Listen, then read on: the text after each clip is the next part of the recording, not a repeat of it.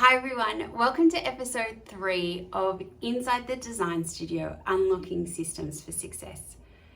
I'm Beth Bieske, an interior designer, the host of the Design Dialogues podcast, and the founder of More Time to Design.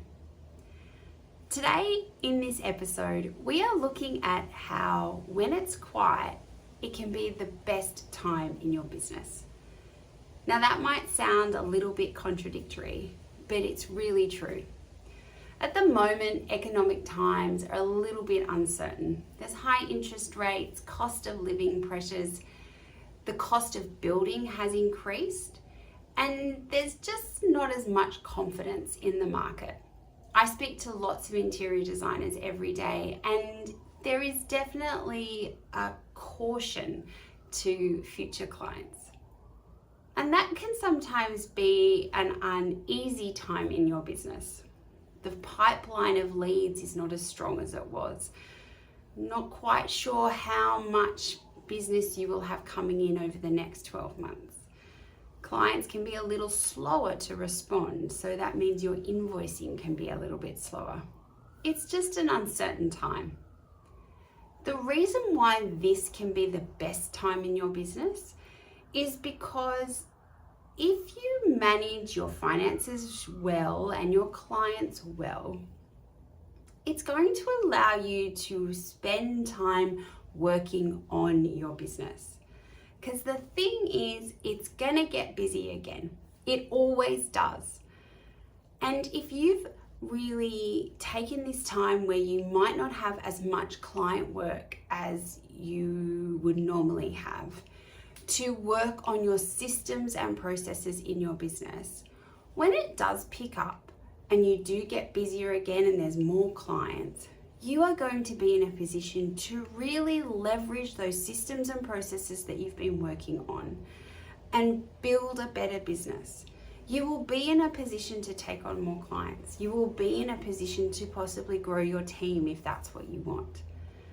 So taking the time while it's quiet to be proactive and positive and work on the areas of your business that you don't always have time to when you're busy with project work is going to mean you're going to have a great business. So where do you start? What are some of the things that you should have in place? Systems and processes is not something that naturally comes easier to interior designers. We go to interior design school and we learn how to be designers, but we don't learn how to be business people. And to have a successful business that you love and that has longevity, you need to be both. You need to be a good designer and you need to be a good business person. So today I wanted to tell you the 3 systems that I would have in place if I was starting from scratch. First day of the business. Now these could be applied at any stage of your business, and if you've been in business for 5, 10, 15 years and you are not doing these things, start today. So the first system that I would absolutely make sure I put in place is time tracking. If you don't know how long it is taking to do something, then you have no way of knowing if you are charging correctly for that and if you are making money. Designers not tracking their time is so often the first sign that they are not running a business that is making money. This doesn't have to be complicated, but it needs to be accurate. So whether you do the old pen and paper, whether you do a software platform like More Time to Design, where the time tracking is integrated into the platform, or even if you use a standalone time tracking, tracking your time allows you to see a couple of things.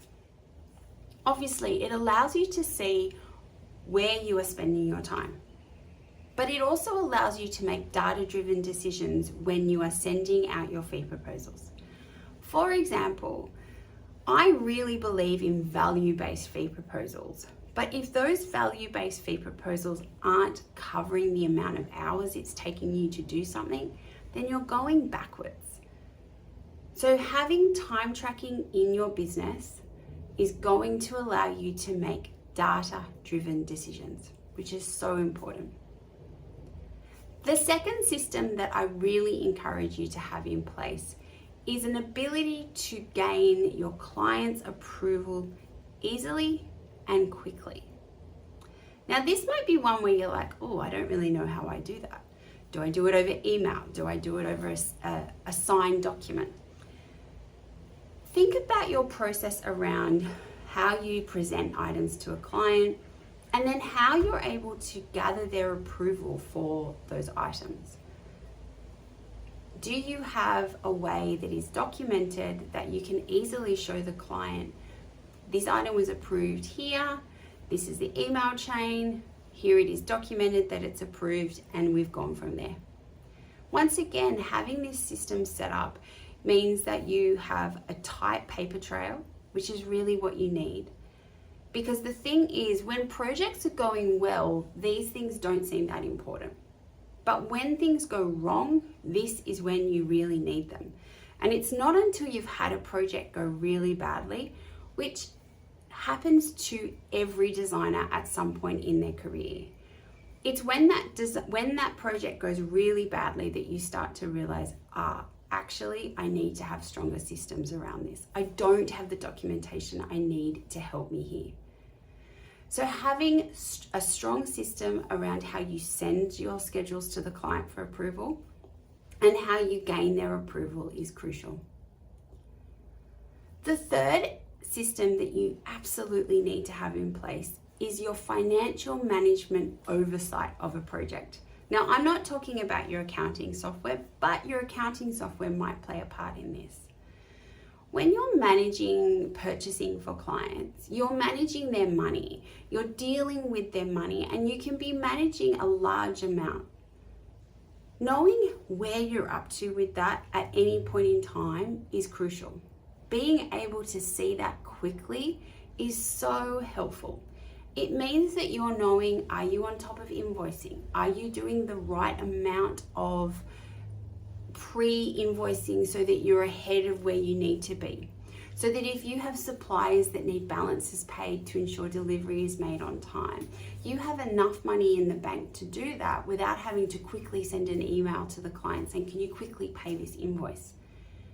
Being able to see exactly where you're up to with a project financially is so important. So have a think about how you do that in your projects. Do you have it so that it is part of your everyday that you're looking at? Or is it something that you have to log into your accounting software to do? And do you feel a bit unsure about that? Do you have an Excel spreadsheet where you're running but you're constantly having to update? And do you know if that's being updated? Do you feel like you're always double checking or triple checking or double entering?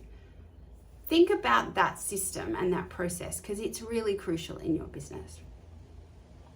So those are the 3 systems that I would make sure I had in place from the first day that I opened my studio.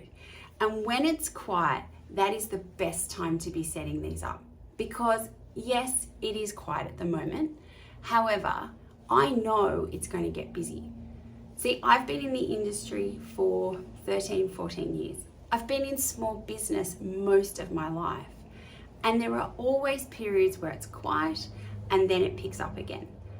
And if you spend this time while it's quiet, being positive, working on elements of your business that you know you can do better, but that are really going to help you take full advantage of the clients that are going to become available when it does become busier. So I really encourage you to have a think about what those processes are that you could be doing better and take this time to work on them. See you soon.